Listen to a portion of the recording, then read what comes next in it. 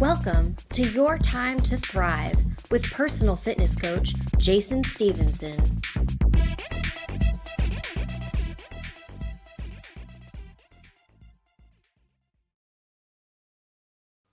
Hi, friends. Happy Wednesday. Welcome to the Your Time to Thrive podcast. Today, we are joined by my amazing buddy, Ben Barber. My name is Jason. I'm your host today. We're talking about all things related to health and fitness.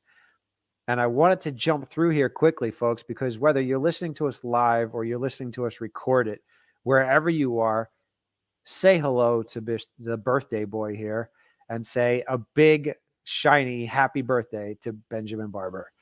Happy birthday, my friend. Thank you very much. I appreciate that. Of course, you're the first live birthday gift present and like presents on the podcast, actually. Yes. When is your birthday? August? August 20th. It was on a Friday this year, so you got several years before we punch this one through. All right. How old are you, sir?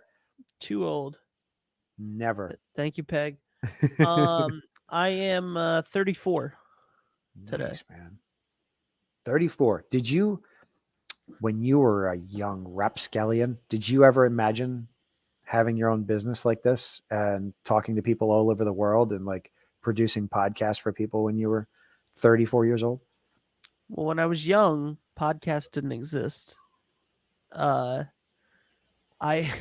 Fair. yeah, I guess it would have been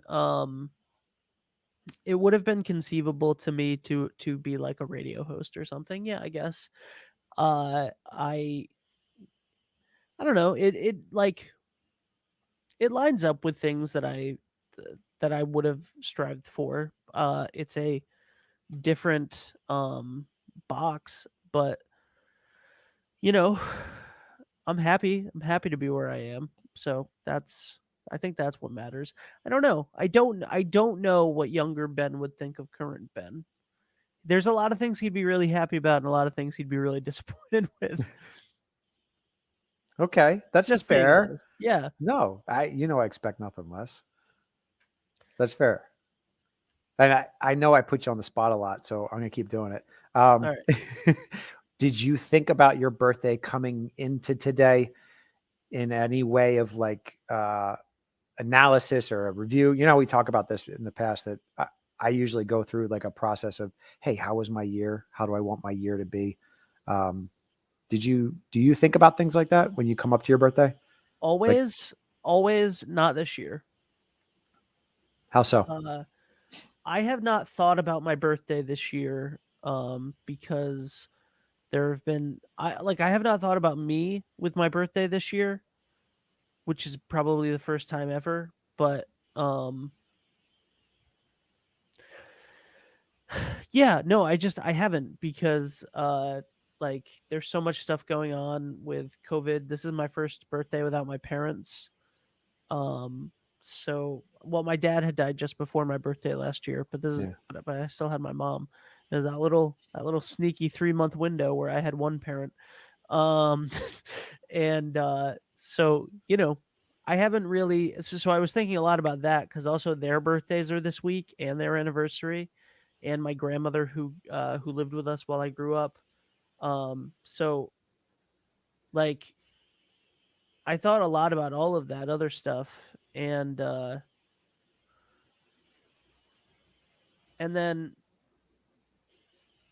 then also like we're all quarantining here at the moment for undisclosed reasons. And it's not undisclosed reasons. It's COVID and it's get vaccinated folks. We're very lucky that everyone in the house that is of age to be vaccinated is vaccinated. Uh, so we're very happy about that. And but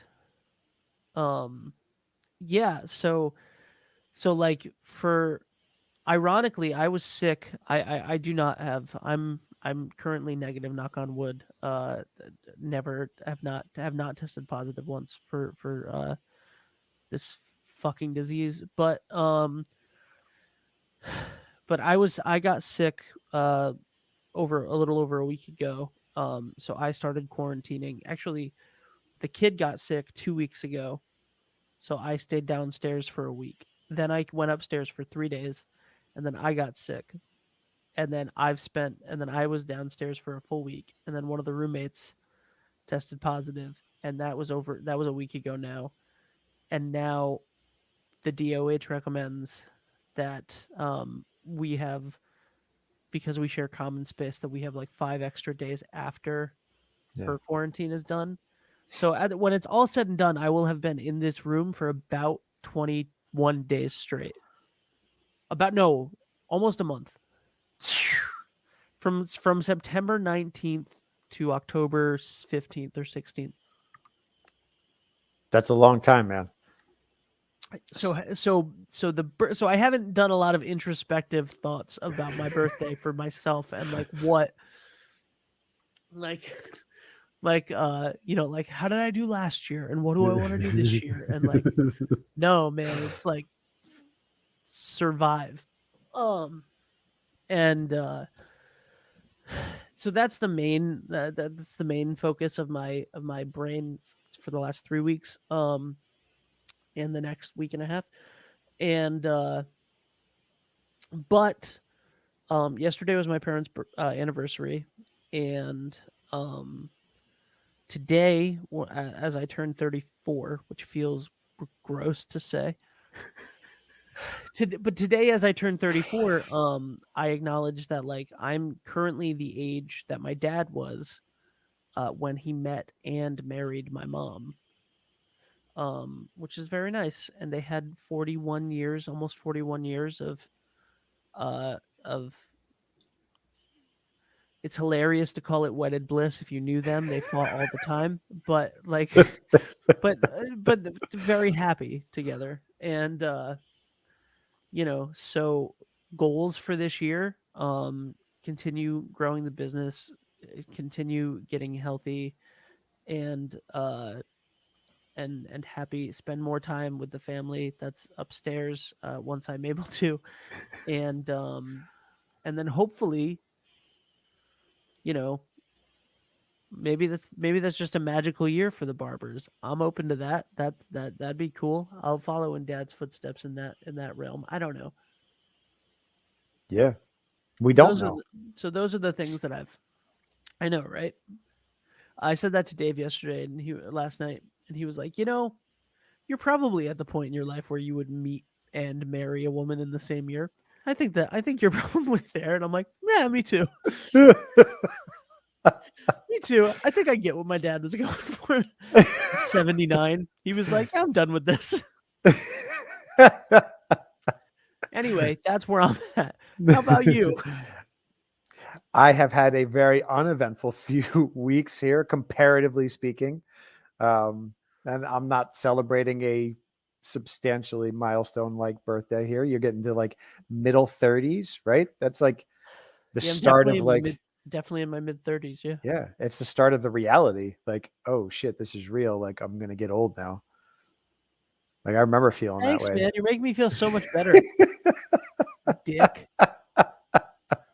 Well, remember, like when you're a kid, time doesn't exist, right? And then in your 20s, you feel invincible, right? Because you're in your 20s and like, you don't get hungover and you wake up, you don't have wrinkles, and you're just getting out of college trying to figure out life. But there's not that many things that really come down hard. But now as you're like 30s, maybe you, man, I almost died at 22.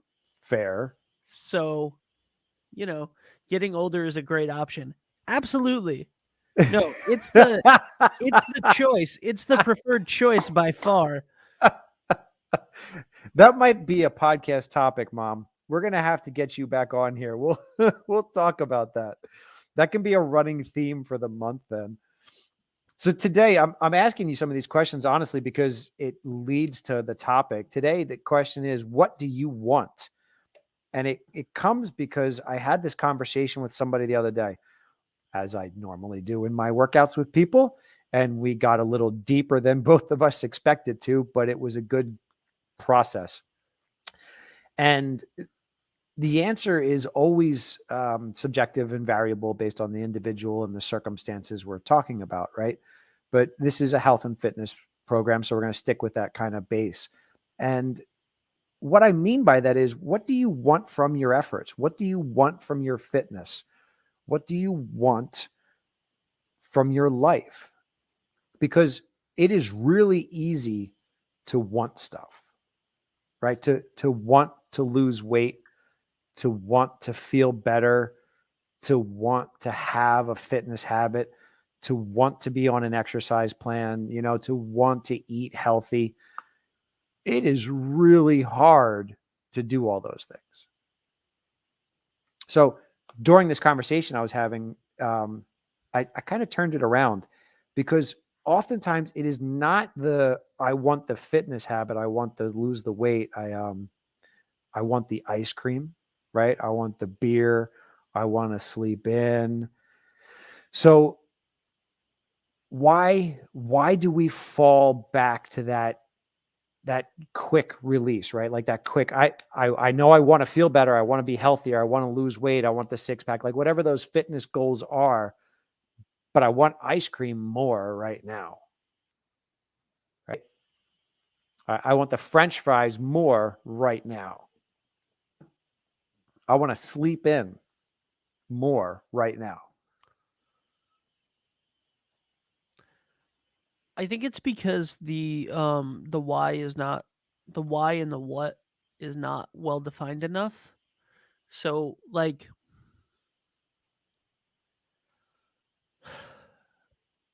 if you think like I want to get in shape because I want to like look better in a bathing suit, that might not be strong enough to get you out of bed at 6 o'clock in the morning to go for a run or whatever it is that you plan on doing. But if it's I want to be able to like get down on the floor and play with my baby, you'll probably stick to your yoga routine.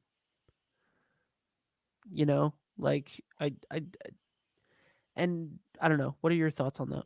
You expand on it. I You're the agree. expert. No, I agree. I think you're right. I think that we've talked about that as far as your goals are concerned. Like you said, that if our goals are not specific enough and relative enough to our realities, then it's not going to be enough.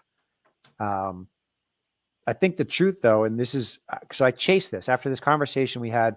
I got a little deep with my people, my client, and I said, you have to want something more than what you want in the present moment, right? Like if I want the French fries because I'm going out, I'm having dinner, and I want the French fries, that's a moment that we can take into consideration, right? We can take that moment and break it down and say, all right, what do I really, really want? Do I really, really want the French fries, or do I want to feel good after I eat this? Do I want to feel good tomorrow? Do I want to not beat myself up for 12 hours because I ate the French fries, right? Like what else do you want? Because oftentimes we get led by our child self. We get led by our cravings and our desires. And that's the short-term satisfaction for long-term dissatisfaction. Because we don't get what we want, you get what you work for. Right? And if you think about that for a second, like you don't get what you want, you get what you work for. That's value. Like that's going to live with you, right? Instead of saying, I want the French fries, I'm going to eat that. Those taste yummy. We've talked about it. French fries are fucking delicious, but they're only good for this long. And we live for this long, right? Like we're alive for a long time. Those French fries satisfy me for this long. So you got to think about what you really, really want. Do I really, really want to feel like shit the next day? Do I really, really want to feel bloated? Do I really, really want to know that I should have made a better choice, or to think I could have made a better choice, or to beat myself up about making a choice, or to look back on my week and think, could have done better? No, because I know I don't want that, right? But that's what takes work. So if you can switch that, what I want right now, and realize that, because that's the big step right there. It's literally taking the awareness of your desires, the awareness of your presence, and the awareness of your choices, and actually deciding, what do you really, really want? Not what do I want now? Because what I want now, you can satisfy that on a regular basis, but it needs to be the second choice, right? It needs to be like, all right, so I really, really want to feel good about myself this week, because I felt like shit last week because I didn't eat right most of the week. I didn't work out as much as I wanted to. And I know how I felt when I did that. I don't want to feel like that. I want to feel better. I want to feel like next time I see my trainer and he asks me how my week was, I give myself a better grade than a D or a C, right? Like I want my people up above of an 85. Like, how was your food this week? It was an 85.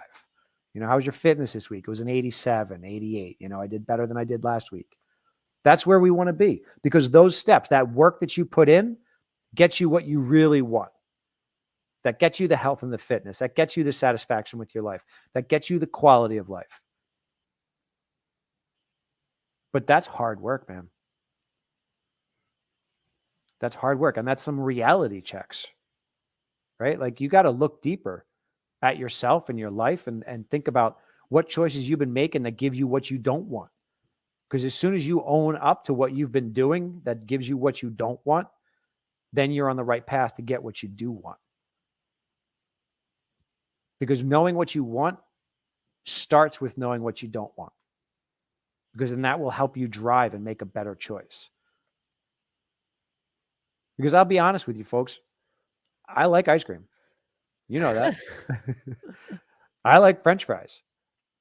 I like to drink. But I don't like to feel hungover. I don't like being dissatisfied with my health and my fitness. I don't like feeling like I could have done better. And that's what drives me. That's what helps me make that hard work choice, right? Like, I know what I want out of my future. My grandfathers played golf into their 90s. That's what I want. I want a quality of life and a health and fitness that allows me capacity to enjoy my life for as long as I possibly can. So whatever choices I'm making right now, I'm trying to think about that. Because I definitely ate a donut this weekend. Well, half a donut. I had a sticky bun too, though.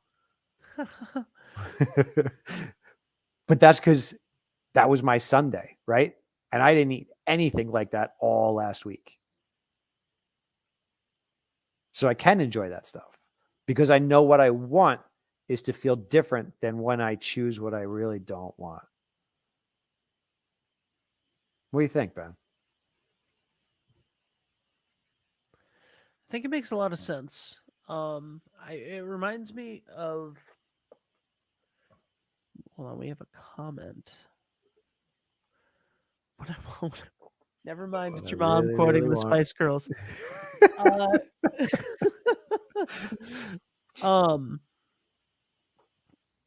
No, it makes me think of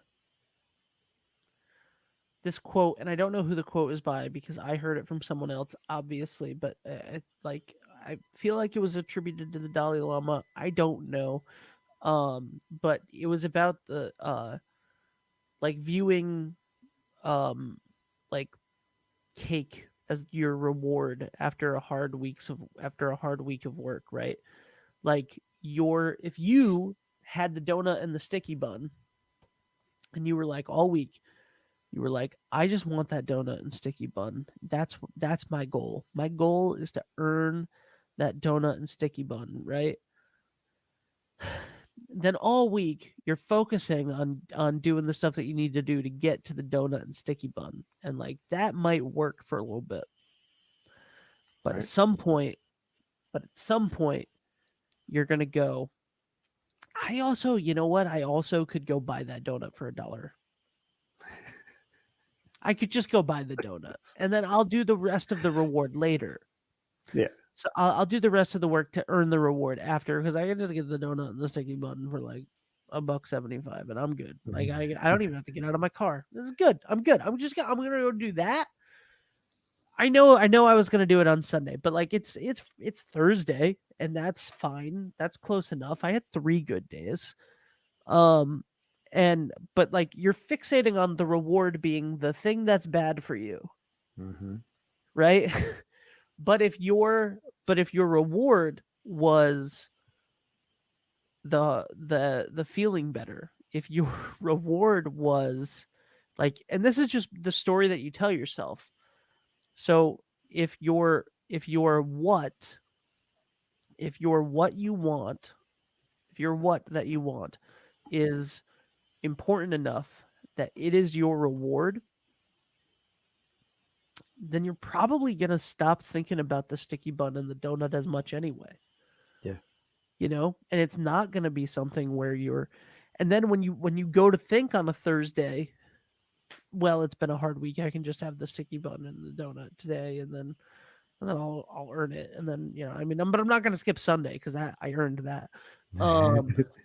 You know, you can reframe the way that you feel about the work that you're doing, because then the reward is what you get out of the work, and not the reward being the cheat meal at the end of it, or the thing that's detrimental.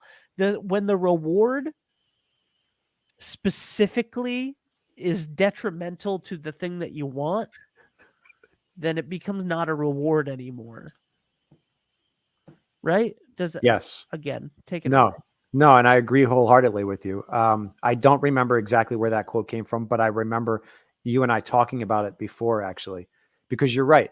And it, in a couple of phrases to that piece, right, that it actually creates a cycle, right? Like if I'm going to reward myself for being really good, making good choices all week long and not drinking and not eating crap, and then I go out Friday night and I start drinking, I eat crap, and I do that all Saturday and all Sunday.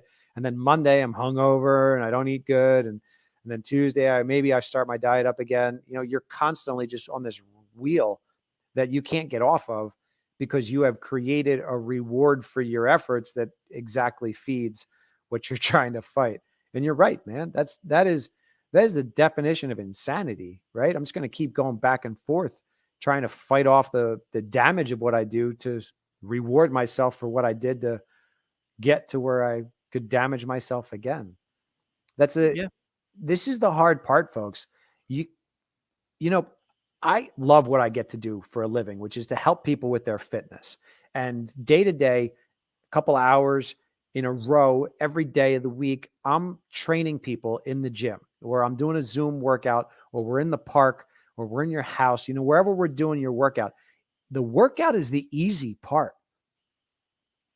The workout, the fitness part, like getting your ass on the treadmill, going for a walk, is the easy part. And I know if you're having a challenge right now and you're trying to get into a routine and you're trying to work on your fitness, or you feel like you're off, or you don't know where you need to be with your fitness, that's a shitty thing to hear. And I'm sorry to tell you that. But the truth is, the fitness part of it, the actual exercise part of it, is the easy part. The hard part is the food, because that's 80% of your results. And the even harder part about all of this is the head part. And that's why we talk like this on this show, because for years I've been training people and I've been trying to help them make changes in their life. And I've been watching them struggle and fight and win battles, and then fight and win battles. And I can tell you this from experience, whether it's an 8-year-old or it's an 88-year-old, the battle is the same. You got to win the battle in your head first. You got to make the choices that are tough to make. You got to say no to the French fries. You got to set the alarm and get up when it goes off, and stop setting the fucking snooze button. You got to make the choices that are going to help you progress. You don't get what you want. You get what you work for. But the best news is, if you work for it, you can have anything you want. I mean, we live in a time, in a day and age, where technology gives us the capacity to work from home, to do anything you want in this world. You could literally work anywhere in the world from your living room because of the shit we just went through. That's crazy. You can access world-class information, take classes online to almost every university in the world. You can tour libraries. You can talk to professionals just like myself that live on the other side of the world and get further. But you have to make that choice. You have to decide from a deep place of reality and self-awareness of what you don't want. And then look at what you're doing every single day that is creating that part of what you don't want or creating what you do want. And then realize that you have a choice to make that choice different. Because only you can change that future. Now, yeah, you can get up and go jump on the treadmill tomorrow, and you can eat a salad for lunch and be really smart about what your caloric intake is.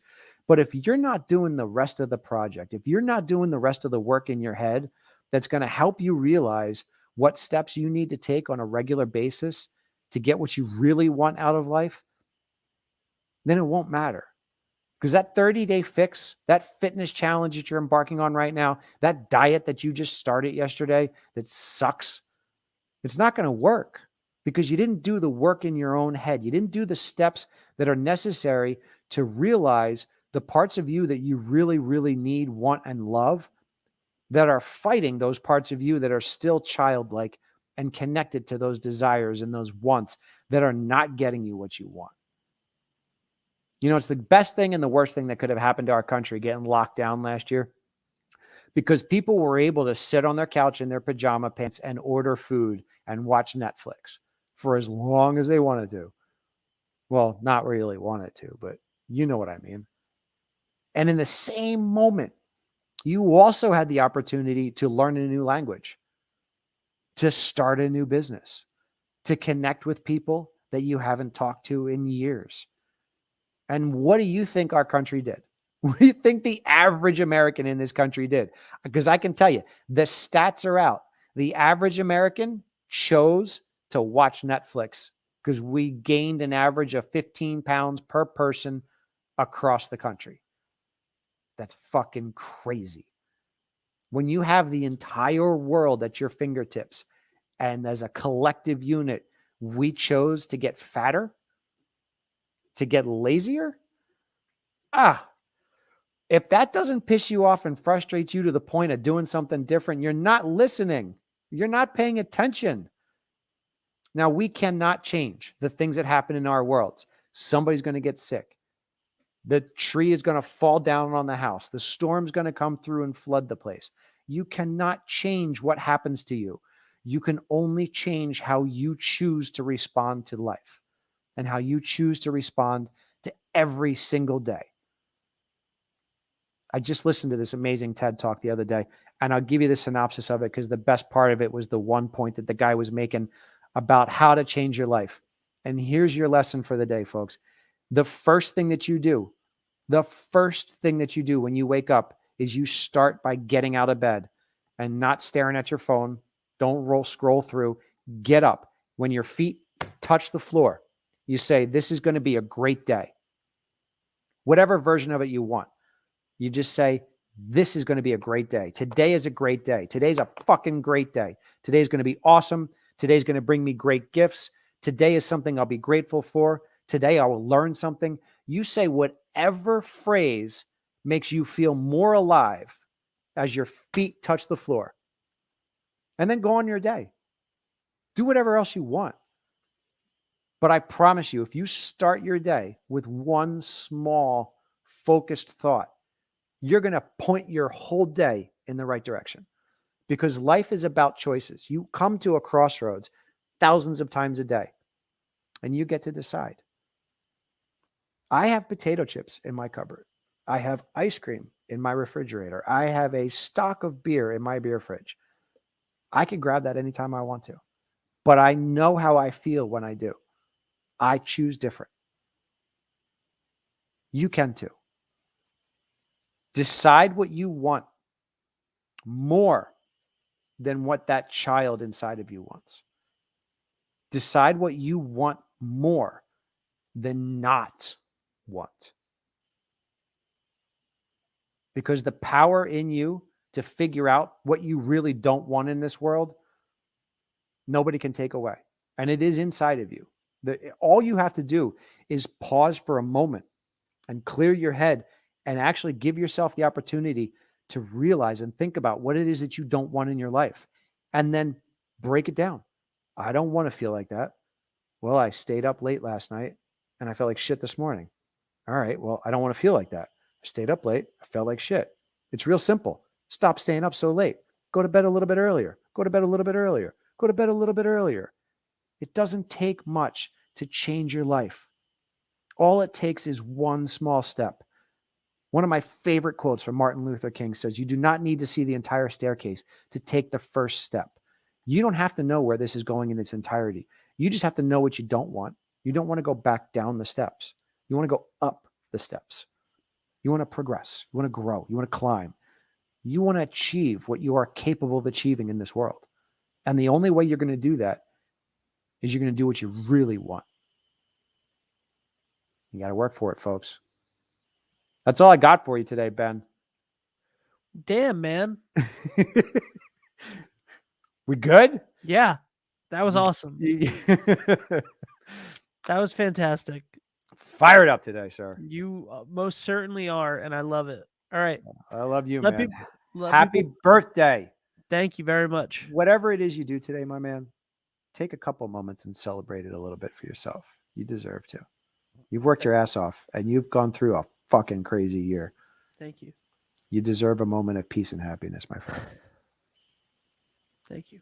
You're welcome. I'll talk to you next week. Yes, you will, sir. All right. Folks, wherever you are, whatever you're doing, thank you.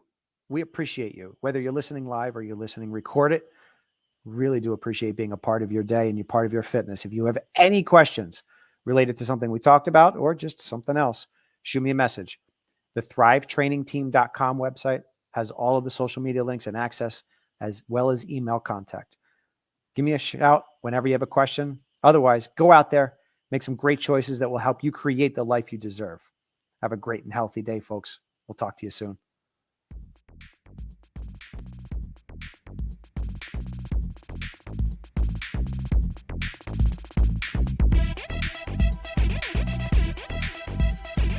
For more information, tips, and workouts of the day, check out thrivetrainingteam.com.